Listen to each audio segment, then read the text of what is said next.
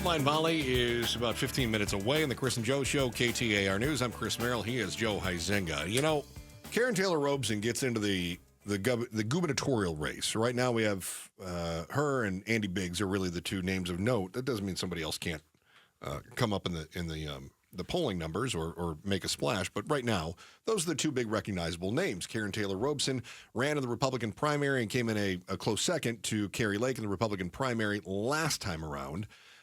Many people believe that she would have beaten Katie Hobbs had she won the nomination from the Republican Party. Andy Biggs, who's been successful, and I think he's won every election he's run in, had been a state representative, and now he's a congressional representative. He's in the primary.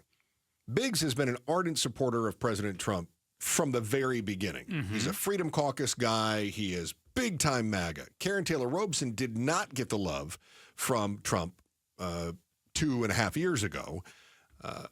Many are describing her as being a rhino. In fact, Jake Hoffman was saying something about it, right? Yeah. Jake Hoffman had and he's the Freedom Caucus chairman in was the state one Senate. of the accused fake electors. Yeah. He had a post that he put up on X, said, real Donald Trump should fire whichever consultant or staffer told him to endorse the uniparty McCain Network candidate for Arizona governor. She lost the 2022 primary for a reason. Arizona doesn't want her. Open borders, pro-amnesty liberal policies. KTR is the swamp.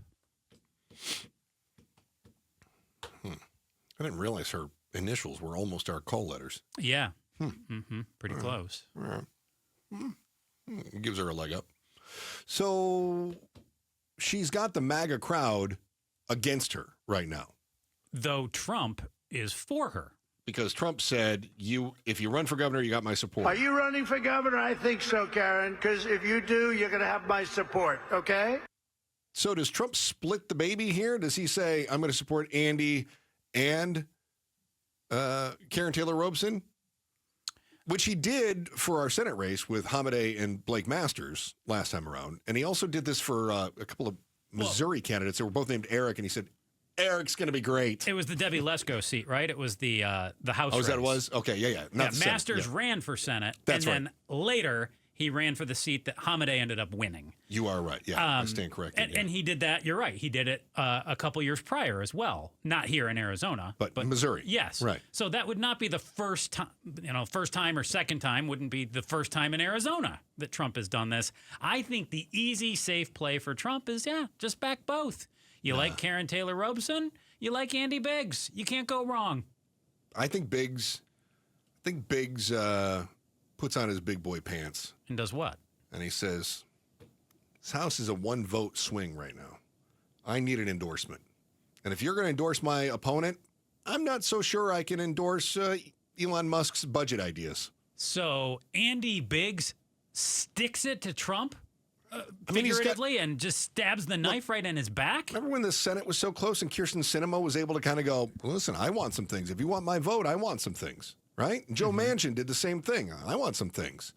And you get a little bit of leverage. But Biggs, for, what would you say, his whole career was kind of MAGA before MAGA.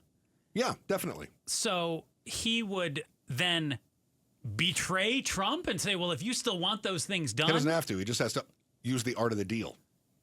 Say, there's a lot of stuff out here. There's a lot of stuff you want. I'd love to see those things happen. But I'm sorry, I'm using my Trump voice for Biggs. That's what Biggs needs to say. But isn't Donald, there's a lot of things you want out here, and I want to make those things happen, but I need something too. I need to be the only person you endorse in that race. But Trump is at the top of the food chain. If you're below Trump, you don't get to pull the art of the deal on Trump. You're supposed to just bow and genuflect to him, aren't you? He might respect it.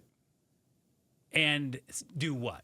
And go, Andy, you make a really good point. I think we can work something out. And we're going to stick it to KTAR, who you already backed? I mean, how does that play? KTR. I said KTR. Oh. It's you. I think you thought I said KTAR. He did, right, Pablo? Okay. No, you can't ask Pablo. Pablo's always going to take your side. We're going to pull tape on that. Okay, we should. All right. So he's going to stick it to KTR. Yes. And how does he explain away that clip? He doesn't have to. He sure Are does. you running for governor? I think so, Karrin, because if you do, you're going to have my support, okay? She's running for governor. Yeah. He just said, if you run for governor, you have my support. Yeah. Changed my mind. What? No, you just said you supported her. Are you telling me that Donald Trump he's not allowed to change his mind? I mean, Change his mind based on what? Biggs gets in, so now he's not behind based on Robson? the direction of the wind? Why wouldn't You seem to think somebody says something and they stick to that until their grave. they should? Have you not seen politics in the past? Do you not know how it works? Okay, I get that. But why wouldn't Biggs have went to Trump before the end of December and said, hey, I might run for governor? I don't know. It seems like this was horribly mismanaged. Like, if Biggs was going to get in, Maybe you just didn't know yet. he didn't know yet. It's only been I just less said that. than 2 months. Maybe he didn't know that. Back in December, maybe Biggs was thinking about running for governor, but wasn't ready to say, hey, Donald, I'm going to run for governor. Can I have your endorsement? Whereas Robson already had the mechanism in place from 2 years ago. But in 6 weeks, he just magically changed his mind. Are you telling me that you know everything you're going to think in 6 weeks? Everything? Yeah.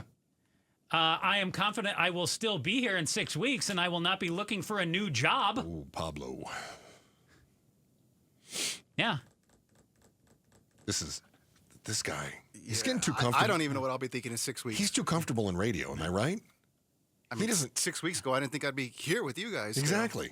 Right. Right. Yeah, that's how it goes. Meanwhile, I see Elon Musk wants to shut down Voice of America. That's the international broadcasting thing for expats and military. You know who was in charge of running? I do. It's Carrie Lake. So Trump put Carrie Lake in charge of Voice of America, and now they're going to shut it down. Do you think he knew? Do you think he knew at the time that he was planning on shutting down Voice of America? No. I kind of do. Because she lost twice after having his endorsement in the Senate race and then in the gubernatorial race, I think he thought So he wanted to put a loser in charge of something he wanted to that tank. he just wanted to fire. Okay, so I think it's her punishment. well, isn't Linda McMahon getting confirmation hearings? Didn't Yeah. Trump pick her to run the Department of Ed? Yeah, but that was under the auspices of you're going to wind this down. Oh, so you're gonna crush it too. Yeah, but I think Linda McMahon went in knowing this is going to be like a clearance sale kind of situation, a liquidator. Whereas Carrie Lake, Thought she had a job and was doing him a favor. It was just so he could say you're fired. Thanks for watching The Chris and Joe Show. Click to see more from Chris and Joe and tap the button in the middle to subscribe to KTAR News.